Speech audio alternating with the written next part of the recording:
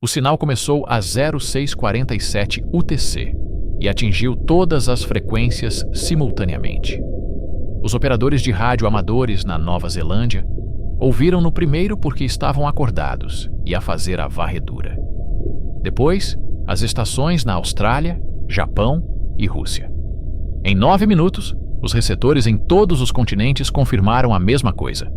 Uma transmissão digital, alta taxa de bits, modulada em paralelo nas bandas VHF, UHF e ondas curtas. Sem preâmbulo, sem negociação de portadora. Apenas dados inundando como se alguém tivesse aberto uma torneira apontada para todo o planeta. Às 07, instalações militares estavam registrando o sinal. Às 0715, agências de inteligência tentavam bloqueá-lo. Elas falharam. O sinal não vinha de um satélite ou transmissor terrestre. A triangulação apontava para cima. A fonte era 3i/Atlas, ainda visível no céu da madrugada, agora semanas após sua aproximação máxima, mas longe de ter desaparecido. O fluxo de bits foi decodificado como vídeo. Não eram linhas de varredura analógicas. Não eram artefatos MPEG compactados.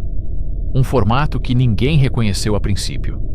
Mas as ferramentas de análise padrão encontraram a estrutura. Taxa de quadros. Resolução. Canais de áudio. Uma vez que se sabia que era vídeo, extraí-lo foi trivial. O ficheiro era pequeno. 11 segundos de conteúdo. Repetido em loop, sem variação. 30 minutos após a primeira interceptação, cópias estavam a circular em aplicativos de mensagens criptografadas e fóruns de imagens obscuros. Em 1 hora, alguém o enviou para um host de vídeo público. Os algoritmos de moderação da plataforma o sinalizaram imediatamente como mídia sintética e informação potencialmente falsa. Ele permaneceu no ar por 19 minutos. Nesse intervalo, 47 mil pessoas o baixaram. Espelhos apareceram em outras plataformas. Seguiram-se exclusões. Mais espelhos. Mais exclusões. O jogo habitual entre vazadores e moderadores, mas mais rápido e mais desesperado do que o normal. O que as pessoas viram naqueles 11 segundos variou dependendo de quem perguntasse.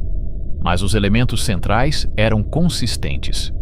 Uma figura, humanoide no sentido mais amplo. 2 braços, 2 pernas, um tronco, uma cabeça. Mas as proporções estavam erradas. Braços ligeiramente compridos demais. Tronco ligeiramente estreito demais. Cabeça mais larga na parte superior do que na mandíbula, dando uma forma invertida de lágrima. O rosto tinha 2 olhos, uma estrutura semelhante a um nariz e uma boca. Os olhos eram grandes, escuros, sem esclera visível, apenas uma escuridão profunda e reflexiva que captava a luz de uma forma que os fazia parecer molhados ou vidrados. A pele, se é que era pele, era lisa e levemente luminosa, um cinza azulado pálido que não combinava com nenhum tom humano natural. Atrás da figura, um fundo sem características, sem estrelas, sem paredes. Apenas um gradiente suave do escuro para o mais escuro, como se o sujeito estivesse num espaço sem pontos de referência. A figura não se movia, exceto pela boca. Os lábios, finos e bem definidos, articulavam palavras com precisão. E foi aí que o sinal se tornou genuinamente impossível de descartar, como erro ou fraude. A faixa de áudio continha vários idiomas falados simultaneamente, não em camadas, não alternando, simultâneas. Se falasse inglês, ouvia inglês. Se falasse russo, ouvia russo. Quem falava mandarim, ouvia mandarim.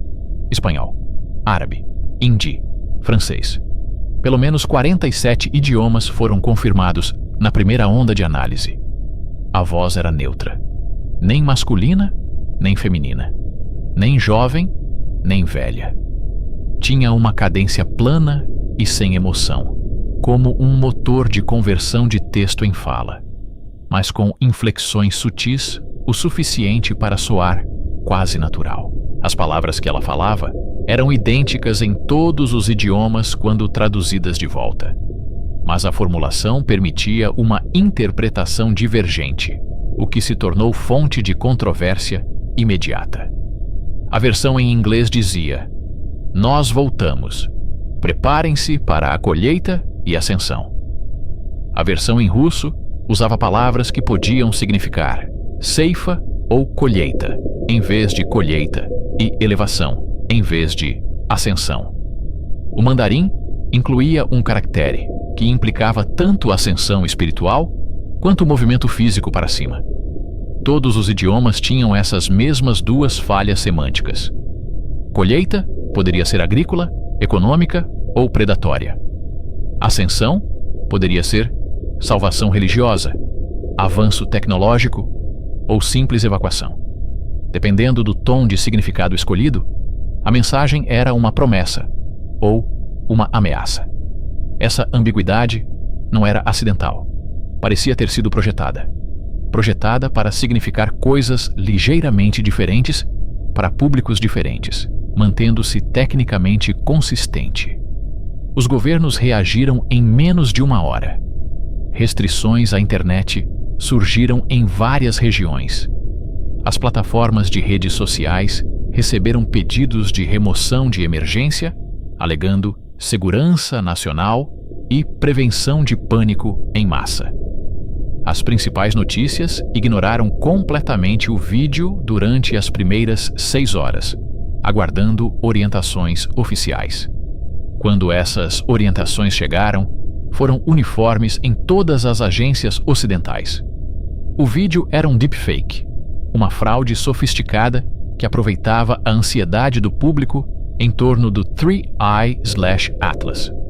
O sinal em si era provavelmente terrestre, uma brincadeira coordenada por atores estatais ou grupos ativistas usando transmissores terrestres para imitar uma origem espacial. Não partilhe, não amplifique. Relate avistamentos a portais designados. Confie nas autoridades para lidar com a verificação. O problema com essa narrativa era técnico. Os deepfakes requerem dados de treino. Os modelos generativos precisam de referências para sintetizar rostos, vozes e movimentos. A figura no vídeo não correspondia a nenhuma base de dados conhecida. Os sistemas de reconhecimento facial não encontraram análogos. Os especialistas em captura de movimento observaram que as assimetrias subtis no rosto da figura, pequenas diferenças entre os lados esquerdo e direito, micromovimentos na bochecha e na sobrancelha, eram consistentes com a renderização biológica, não com CGI. A síntese de voz era ainda mais difícil de explicar. Gerar um único locutor fluente em vários idiomas em tempo real é algo de ponta.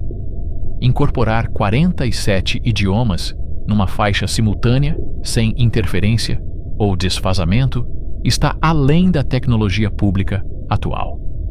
Engenheiros de áudio independentes que analisaram o ficheiro não encontraram artefactos, sem emendas, sem costuras de camadas. Era como se a figura tivesse falado todos os idiomas ao mesmo tempo, a partir de uma única garganta. A alegação de que o sinal era terrestre ruiu sob os dados de triangulação. Vários grupos independentes de radioastronomia confirmaram que o ponto de origem da transmissão se movia com o 3i/Atlas pelo céu. A análise Doppler mostrou uma velocidade consistente com o movimento orbital do objeto. Os padrões de atenuação correspondiam à lei do inverso do quadrado para uma fonte a essa distância. A menos que alguém tivesse secretamente colocado um transmissor no cometa, o que era absurdo, dado o comportamento e a trajetória não naturais do objeto, o sinal vinha dele. Isso deixava duas possibilidades. Alguém na Terra tinha hackeado o objeto remotamente e estava a usá-lo como um retransmissor, ou o próprio objeto estava a transmitir. A primeira opção pressupunha capacidades que nenhuma agência espacial admitia ter. A segunda pressupunha que o 3i/Atlas era exatamente o que o vídeo sugeria: um veículo, uma nave, um mensageiro. Ao meio-dia, o vídeo tinha alcançado o status de meme em certas comunidades online. Harvest and Ascension tornou-se uma frase ridicularizada, citada e remixada. Os céticos dissecavam cada quadro à procura de falhas. Os crentes dissecavam cada quadro à procura de mensagens ocultas. Um quadro, isolado e ampliado, parecia mostrar símbolos tênues no gradiente de fundo. Tênues demais para serem lidos com clareza, mas estruturados o suficiente para sugerir uma colocação intencional. As tentativas de decifrá-los usando tudo, desde alfabetos antigos até binário, falharam. Os símbolos não correspondiam a nenhuma língua ou cifra conhecida. Outro fotograma mostrava um reflexo nos olhos da figura. Minúsculo, distorcido. Alguns afirmavam que era um campo estelar. Outros diziam que era a superfície de um planeta. Alguns insistiam que era a Terra. Ninguém conseguia provar a sua interpretação. As comunidades religiosas tiveram reações imediatas e divergentes. Os escatologistas cristãos viram o arrebatamento. Ascensão significava que os crentes seriam levados. Colheita significava a separação do trigo do joio.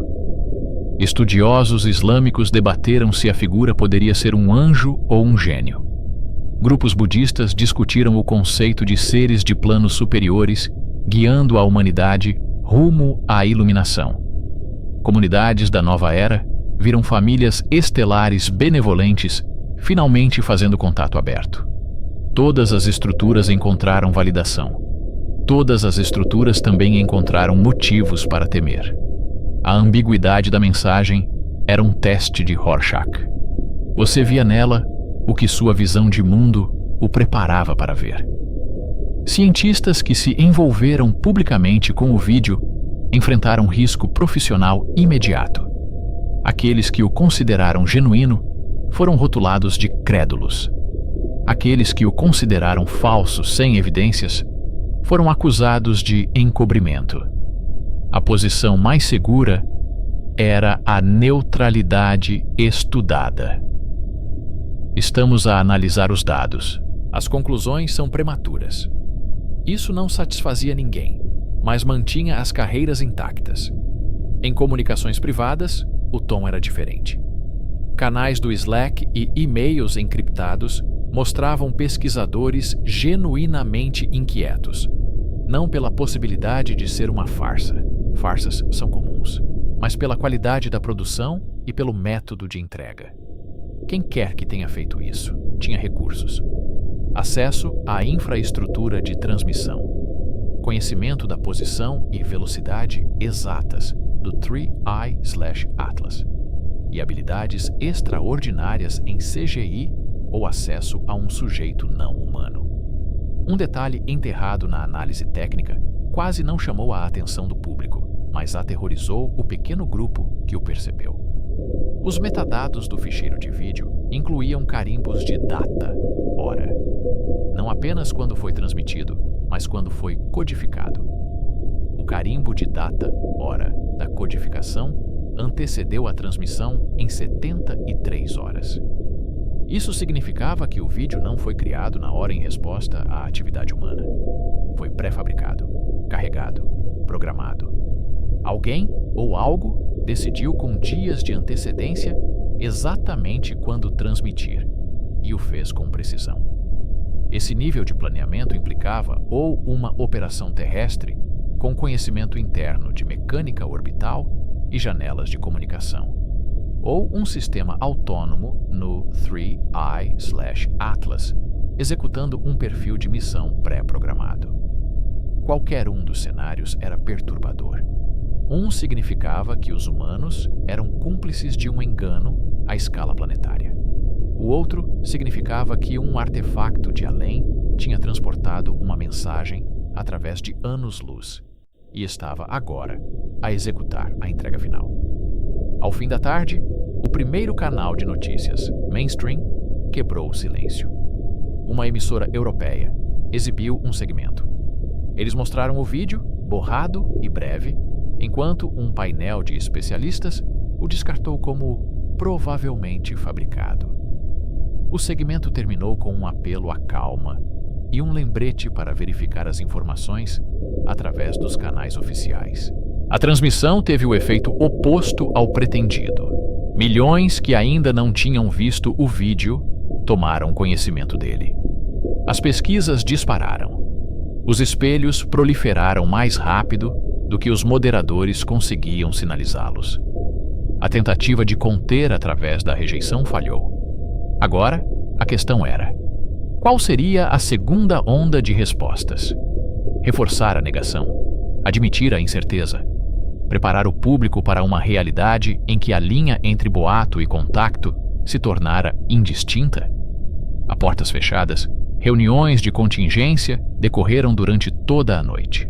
Não apenas num país, globalmente, coordenadas através de canais secretos que raramente são ativados fora de tempos de guerra. Os planeadores de cenários chamaram-lhe ambiguidade do primeiro contacto. Se a mensagem fosse real, responder incorretamente poderia ter consequências existenciais. Se fosse falsa, responder como se fosse real poderia desestabilizar a civilização com a mesma eficácia. A jogada ideal, de acordo com os modelos da teoria dos jogos, era o silêncio. Deixar a mensagem ecoar. Não confirmar. Não negar. Deixar a ambiguidade fazer o seu trabalho. Deixar as populações se dividirem entre crença e descrença. Monitorar. Esperar. Ver o que aconteceria a seguir. O que aconteceu a seguir foi a segunda transmissão. 41 horas após a primeira transmissão, o sinal voltou. O mesmo método. As mesmas frequências. A mesma saturação global. Mas desta vez, o conteúdo era diferente. O vídeo era mais longo. 2 minutos e 19 segundos. A figura era a mesma. O fundo era o mesmo. Mas a mensagem não era um loop. Era uma sequência. A figura falava continuamente, sem repetições, durante aqueles 2 minutos. E desta vez, as línguas não transmitiam apenas o mesmo significado. Elas transmitiam informações adicionais em camadas pela estrutura linguística. Os falantes de inglês ouviam um conjunto de detalhes. Os falantes de mandarim ouviam outros. O russo adicionava uma terceira camada. Era como se a mensagem tivesse sido projetada para fornecer a máxima densidade de informação, explorando os espaços semânticos únicos de cada língua. Nenhuma tradução isolada capturava tudo. Era necessário usar várias línguas para reconstruir a intenção completa. A mensagem central, montada a partir de uma análise interlinguística, era aproximadamente esta: semeamos o vosso mundo num passado remoto. Regressamos periodicamente para observar. Alcançaram um limiar. O surgimento tecnológico sem maturidade ética cria um risco sistêmico. Estamos aqui para oferecer integração ou para mitigar a propagação. Os indivíduos que se alinharem com princípios harmônicos serão elevados. Aqueles que persistirem em padrões discordantes serão reestruturados. A preparação envolve escolha. Aceitem a orientação ou aceitem as consequências. O tempo restante é limitado. Observem o céu. Observem os vossos líderes. Observem-se a vocês mesmos. A palavra reestruturado em inglês tornou-se reconfigurado em linguagens técnicas e purificado em outras. Elevado foi traduzido como ascendido, elevado ou colhido, dependendo do contexto. Todas as versões eram verdadeiras. Todas as versões eram aterrorizantes. A reação já não era controlável. Os governos tentaram. Apagões da internet ocorreram em várias regiões. As ligações via satélite foram restringidas. Mas o vídeo já tinha penetrado profundamente. redes peer-to-peer, partilha de ficheiros locais. Pendrives passavam de mão em mão. Não se pode apagar algo que milhões de pessoas guardaram offline. Em 12 horas, protestos eclodiram nas principais cidades. Sem uma mensagem unificada, alguns exigiram transparência. Diga-nos o que sabe. Outros exigiram ação. Defenda-nos. Uma terceira onda exigiu rendição. Se eles estão aqui para ajudar, deixe-os. As fraturas seguiram todas as linhas imagináveis: religiosas, políticas, geracionais. As pessoas que acreditavam que a mensagem era real dividiram-se entre aqueles que a acolheram e aqueles que a temeram. As pessoas que acreditavam que era falsa dividiram-se entre aqueles que culparam os governos e aqueles que culparam os ativistas. O rosto da figura tornou-se um ícone, memes, arte, tatuagens. Alguns retratavam-no como angelical, outros, demoníaco, outros ainda neutro, um árbitro de rosto inexpressivo segurando uma balança. Os olhos, escuros e reflexivos, tornaram-se um ponto focal. Olhar para eles, mesmo através de um ecrã, criava uma sensação estranha. Eles não piscavam, não se moviam, mas pareciam seguir-nos. A análise quadro a quadro confirmou que os olhos eram estáticos. A ilusão de movimento era psicológica. Um truque do cérebro interpretando estímulos ambíguos como um olhar intencional. Isso não o tornava menos eficaz. As pessoas relataram sonhos depois de assistir ao vídeo. A figura parada na sombra. A voz falando em sussurros baixos demais para serem compreendidos. Acordando com a frase: "Prepare-se para a colheita", repetindo-se em suas cabeças. As tentativas de verificação independente se intensificaram. Grupos reuniram recursos para alugar tempo de radiotelescópio. Aponta antenas para 3000/Atlas e escuta. Alguns afirmam detectar transmissões fracas e estruturadas, mesmo quando o vídeo não está a ser transmitido. Outros não ouvem nada além de ruído. Os dados são inconclusivos, contaminados pelo viés do observador e pelas limitações do equipamento. Observatórios profissionais permanecem em silêncio ou emitem declarações vagas sobre análises em andamento. Uma astrônoma, anteriormente respeitada, publica um tópico analisando a profundidade de modulação e a largura de banda do sinal. Ela conclui que está além da negação plausível. Isto é, ou um engano patrocinado pelo Estado usando tecnologia secreta, ou é uma comunicação não humana genuína. A sua instituição emitiu uma correção em poucas horas. As opiniões expressas são pessoais e não refletem o consenso institucional. Ela foi colocada em licença administrativa enquanto aguarda revisão. A frase "princípios harmônicos" tornou-se um ponto de discórdia. O que significava? Intérpretes da nova era disseram que se referia à frequência espiritual, viver em amor e paz. Os tecnólogos disseram que significava alinhamento com constantes físicas universais. Uma civilização que havia aprendido a manipular o espaço-tempo de forma limpa.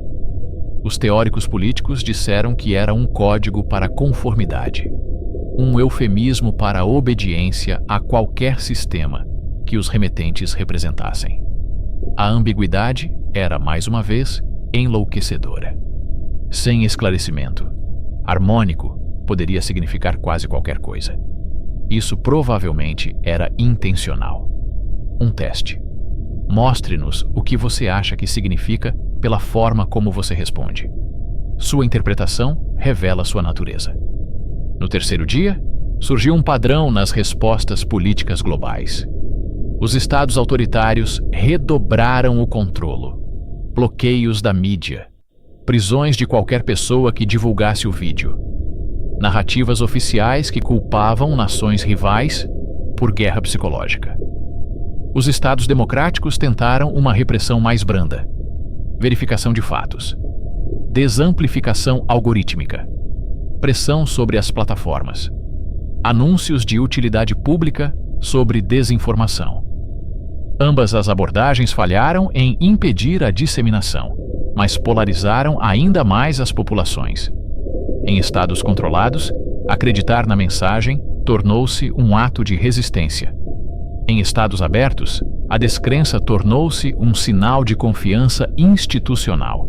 A mensagem tornou-se uma linha divisória tão nítida quanto qualquer fronteira política ou religiosa. Então, a terceira transmissão chegou. Desta vez, não era um vídeo, apenas áudio. Uma única frase, repetida por 6 horas em todas as bandas. Olhe para cima no 7º dia. Em algumas línguas, 7º dia era ambíguo. 7º dia a partir de agora? 7º dia da semana? 7º dia do mês? Os analistas discutiram. Os profetas do fim do mundo fizeram gráficos. Os grupos religiosos notaram que 7º dia tinha ressonância bíblica. O sábado, o dia de descanso, o dia em que Deus completou a criação. Os grupos seculares notaram que era uma contagem regressiva óbvia. 7 dias a partir da transmissão. Um prazo, um cronograma. O que quer que fosse acontecer a seguir, tínhamos sido avisados. Os governos ativaram discretamente os protocolos de continuidade. Pessoal-chave foi transferido para locais seguros. Ativos estratégicos foram reposicionados. Não publicamente, não de forma a causar pânico, mas o suficiente para que os iniciados percebessem. Licenças militares foram canceladas. Padrões de voo incomuns em torno de certas instalações. Cadeias de abastecimento priorizadas para instalações não públicas. Algo estava a ser preparado. Mesmo que os canais oficiais dissessem que tudo estava normal. A diferença entre a calma pública e a mobilização privada era grande demais para ser completamente escondida. Vazamentos surgiram. Dicas anônimas para jornalistas. Fotos de comboios se movendo em horários estranhos. A narrativa de apenas uma farsa estava morrendo. Mesmo entre os céticos, uma nova frase ganhou força. Devemos nos preparar para o caso J. À medida que o 7º dia se aproximava, as cidades esvaziaram. Não em massa, não em pânico, mas de forma constante. Aqueles que podiam pagar partiram para áreas rurais, montanhas, costas. Qualquer lugar que parecesse menos um alvo. As mercearias viram uma corrida aos produtos não perecíveis. As lojas de ferragens esgotaram os seus estoques de artigos de emergência. Igrejas, mesquitas, templos e sinagogas encheram-se além da sua capacidade. Algumas reuniões eram alegres, na expectativa da salvação. Outras eram sombrias, na expectativa do julgamento.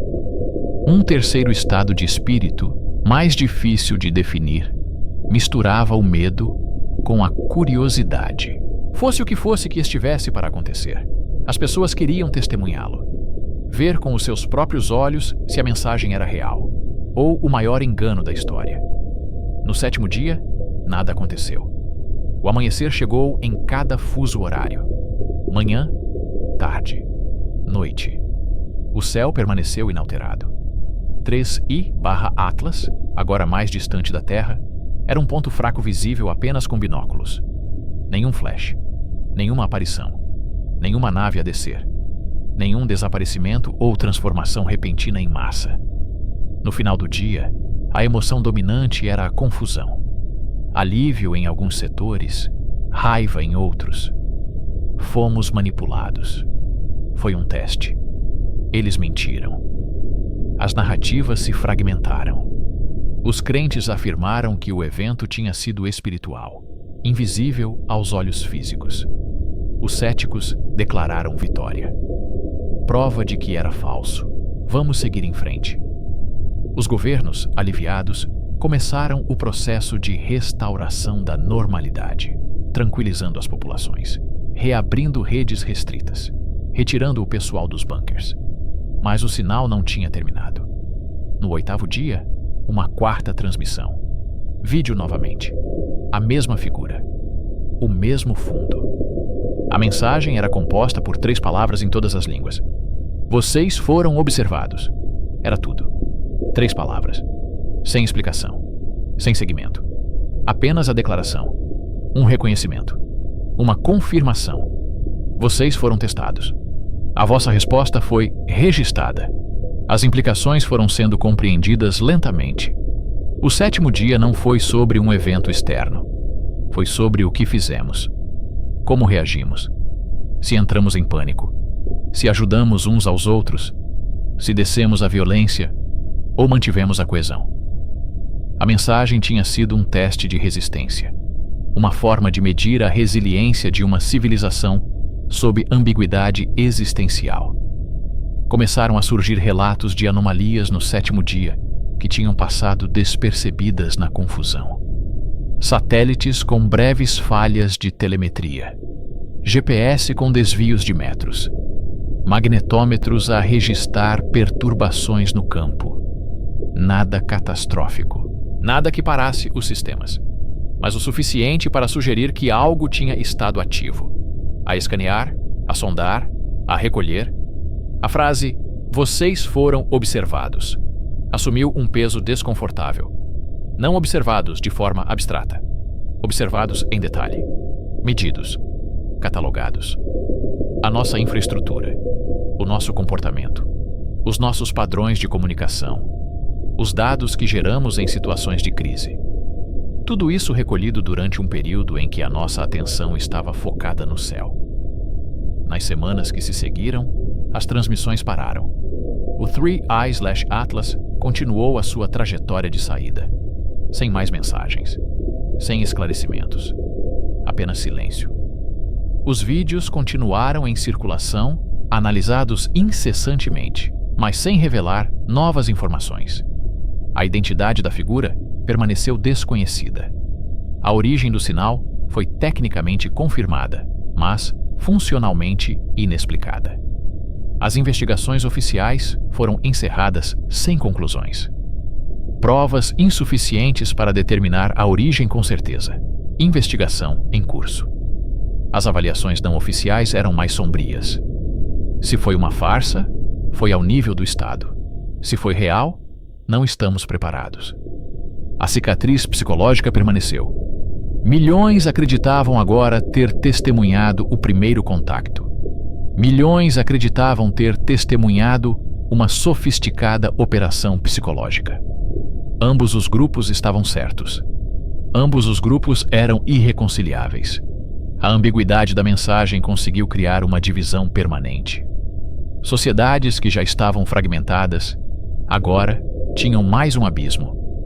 Crentes contra céticos. Aqueles que se prepararam contra aqueles que zombaram. Aqueles que receberam bem os colhedores contra aqueles que os temiam. 3i/Atlas, seja nave ou cometa, entregou uma carga mais disruptiva do que qualquer arma. Dúvida, confusão, a erosão da realidade compartilhada. O detalhe final veio meses depois, enterrado num apêndice técnico de um relatório confidencial que foi parcialmente vazado. A estrutura do ficheiro de vídeo incluía metadados incorporados além do carimbo de data ca-hora. Um sistema de coordenadas, não longitude e latitude. Outra coisa, vetores de 6 dimensões.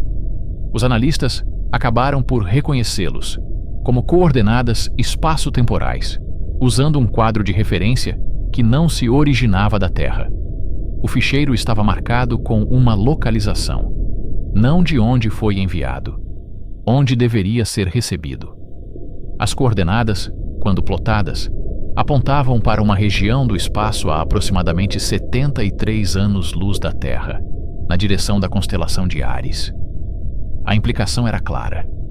A mensagem não era apenas para nós. Fazia parte de uma rede, uma transmissão enviada para vários destinos. Éramos um dos muitos destinatários, um dos muitos a ser observado, um dos muitos a enfrentar o mesmo teste.